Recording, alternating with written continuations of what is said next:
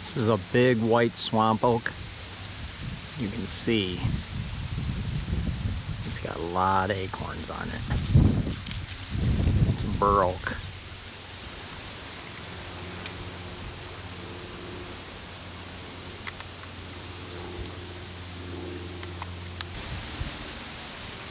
See the acorns up there. That's just a dinner bell. Love it. There's another white oak, and it's loaded.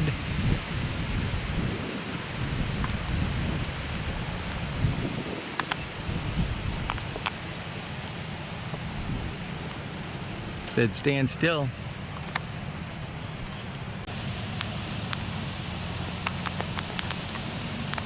You can see those clusters right there.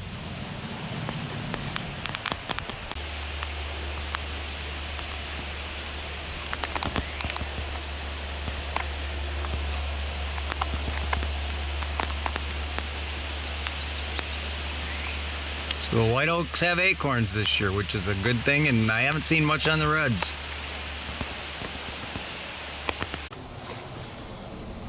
All right, here we got another scrape.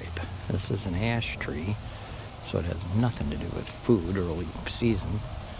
But look at that licking branch. It's tore up. And that scrape has been worked many times already. And it's September, it's mid-September. And again, it rained yesterday. So that's been worked since yesterday afternoon.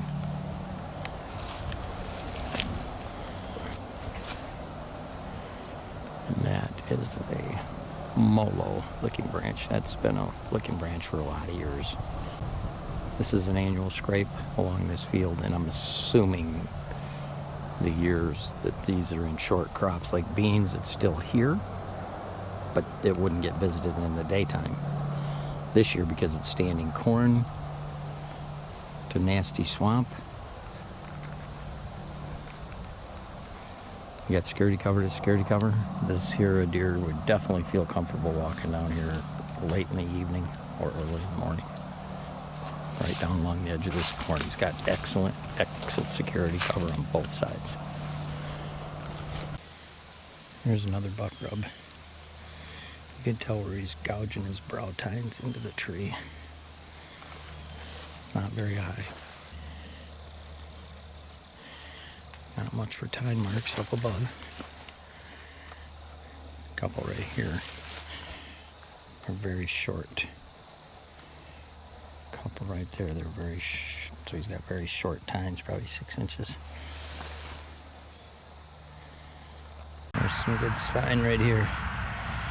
Definitely big, clumped up piles of droppings.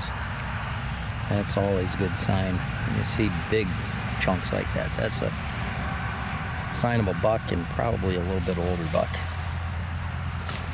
Now, because this is a swamp, you know, this runway is getting used.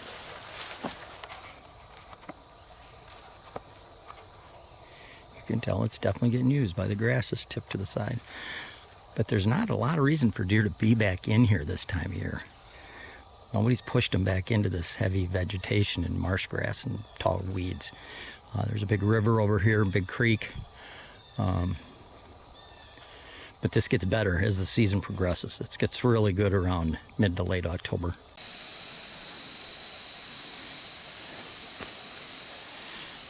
Back here on the edge of this swamp. The swamp's just the other side of this autumn olive. There's a pretty good runway right down the edge.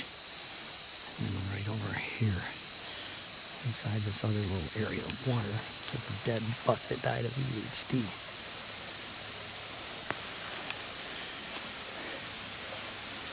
Just a cute little 8-point.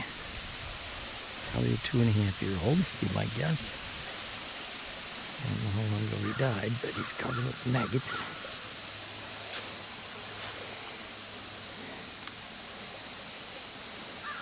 Stinks.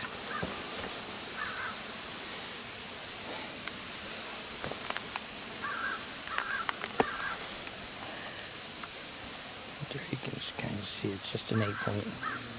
This little 2.5-year-old acorn.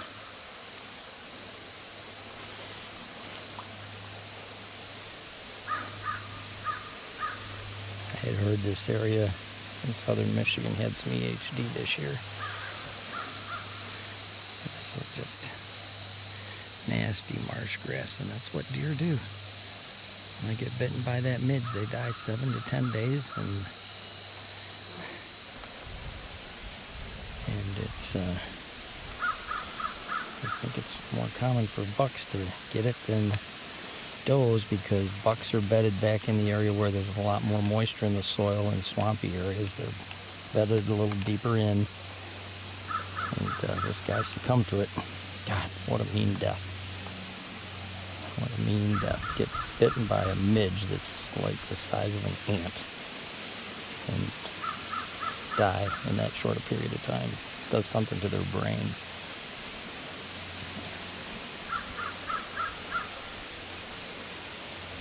Nice little symmetrical 8-point head, tall brow tines, and decent mass for this area of the state. Well, for Michigan in particular.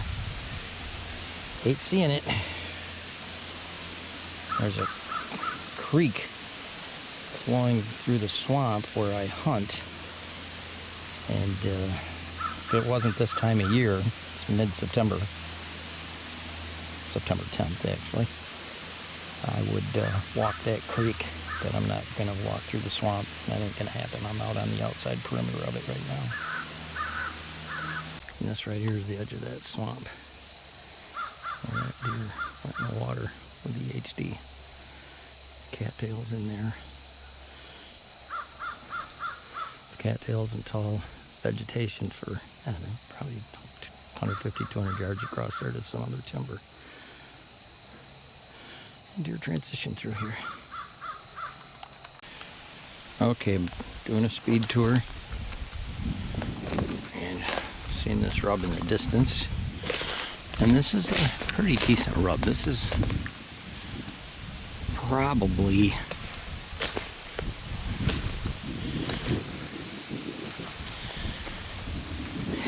well, it's obviously at least a 2-year-old, but it could be a 3-year-old. Let's see right here. This is the main deal where he's rubbing the inside of his rack, and that's the inside side of his rack. This is right about brows. That's why this is all gouged up right there.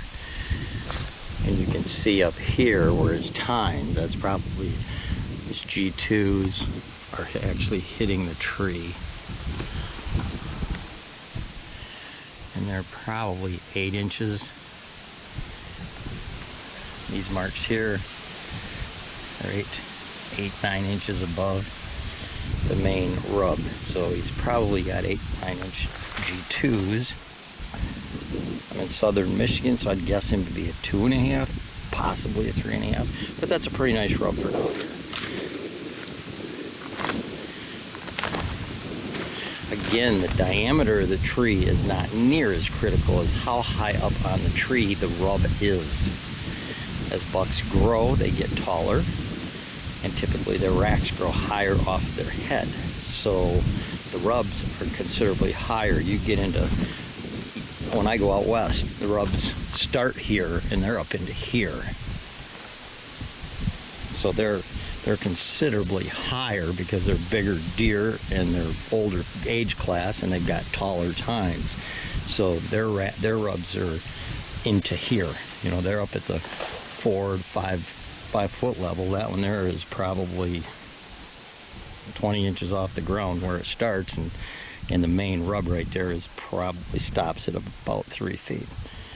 So bigger bucks, even in Michigan, if they're 4 or 5 year old, they're going to be taller than that. That's definitely, in my opinion, not more than a 3-year-old buck. But he gives you a lot of characteristics just by looking at the actual rub itself and how high above the main rub the tine marks are on the tree. And these, again, are obviously tine marks where the tips of the tines rip the bark off the tree.